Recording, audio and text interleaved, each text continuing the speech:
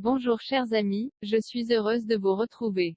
Savoir préparer un légume ou un fruit. Utiliser des herbes et des épices, ça ne suffit pas. Pour en tirer le meilleur. Bien les connaître, c'est mieux les utiliser. Aujourd'hui, je vais vous parler de la noix de coco. Mais avant de continuer, si ce n'est pas encore fait, pour ne pas louper mes prochaines vidéos, abonnez-vous, en actionnant la petite cloche juste en dessous.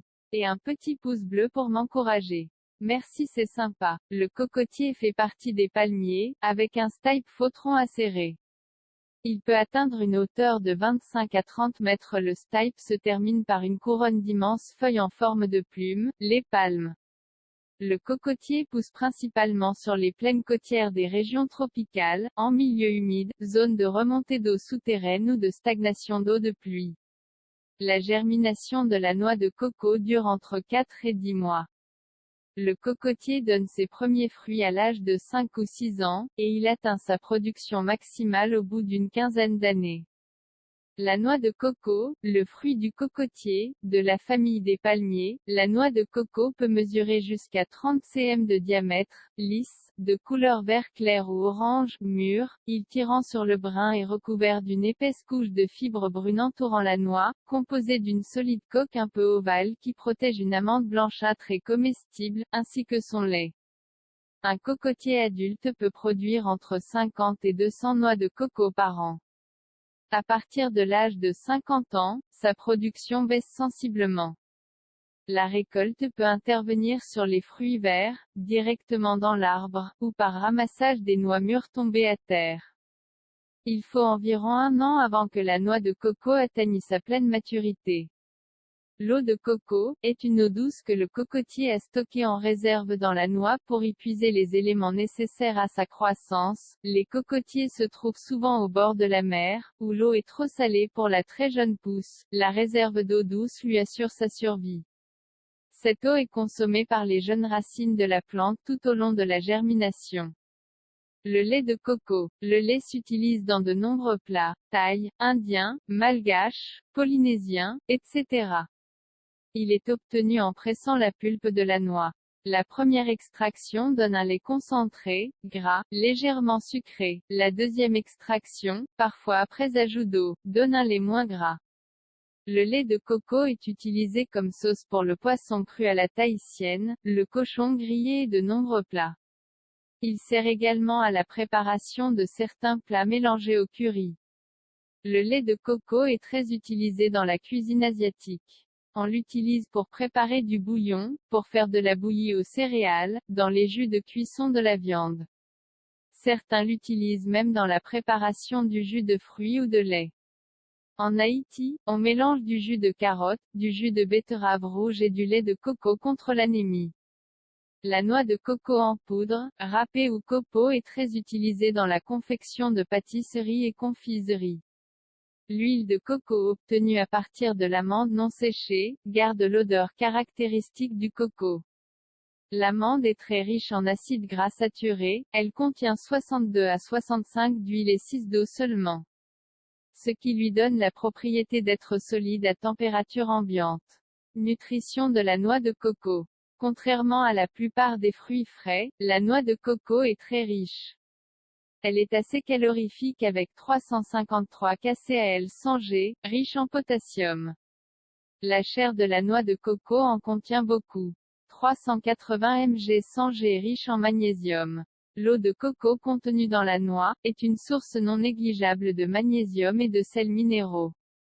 Riche en phosphore. Vos os, et vos dents, ainsi même votre cerveau se porteront bien si vous leur offrez une bonne dose de phosphore. Le phosphore est aussi un super allié du calcium. Riche en fibres. La chair de coco fournit aussi une source très intéressante de fibres, elle est assez énergétique, ce qui en fait une collation prisée 9, 5G 100G. Dans le fruit vert, l'eau qu'il contient est consommée comme boisson rafraîchissante, après stockage dans un bac réfrigéré, la noix est ouverte. Les fruits destinés à cet usage sont sélectionnés en fonction de leur poids, et agités près de l'oreille pour vérifier la présence de liquide. Une noix de coco entière se conserve plusieurs semaines dans un endroit frais. L'amande se conserve quelques jours au frais, enveloppée dans un film alimentaire ou immergée dans de l'eau. L'amande de noix de coco est comestible et sert d'ingrédient à de nombreuses recettes de cuisine tropicale en raison de son parfum caractéristique. Le germe de la noix de coco qui se développe en occupant l'espace laissé par l'eau de coco est également comestible. Il prend une forme ronde recouverte d'une fine couche de couleur jaune. L'intérieur est composé d'une chair fibreuse blanchâtre au goût sucré et imprégnée d'eau de coco. Lorsque la noix est jeune, la pulpe est une fine couche gélatineuse et comestible collée à la paroi de la noix. À maturité, la pulpe est solide et prend une couleur blanche. Elle est également appelée amande de noix de coco. Une fois bien séchée, la pulpe se conserve dans un bocal hermétique à l'abri de la chaleur et de la lumière. En petits morceaux, râpée, elle s'utilise dans les sauces pour accompagner les poissons, les viandes, ou le poulet. Elle s'utilise aussi dans les desserts comme les biscuits, les glaces, les cakes, et décoration des gâteaux.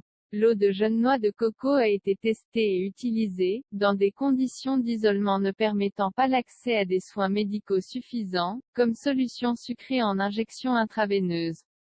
C'est un liquide stérile dont le profil d'électrolyte est proche de celui du plasma sanguin, et de ceux des solutions d'électrolyte produites par les laboratoires pharmaceutiques.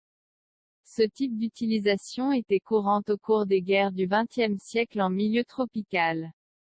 Bienfaits et santé. La noix de coco facilite la digestion. Elle procure un sentiment de satiété et calme la faim. La noix de coco pour soulager la gueule de bois. Source de fer, de manganèse, de phosphore et de cuivre. Source de potassium et de vitamine B6. L'eau de noix de coco peut remplacer les boissons énergétiques. La noix de coco pour aider à stabiliser le sucre sanguin. Un aliment riche en antioxydants pour contrer l'inflammation. Une bonne source de magnésium et de nombreux nutriments. Une foule de bienfaits et vertus pour la peau. Utilisée pour la fabrication du lait d'or. Voilà, c'est fini pour aujourd'hui. J'espère que vous avez aimé mes explications. Je serai heureuse de vous retrouver pour vous parler d'un légume, un fruit, un arbre, une herbe ou une fleur, une épice. En attendant, je vous dis au revoir, à bientôt, et portez-vous bien.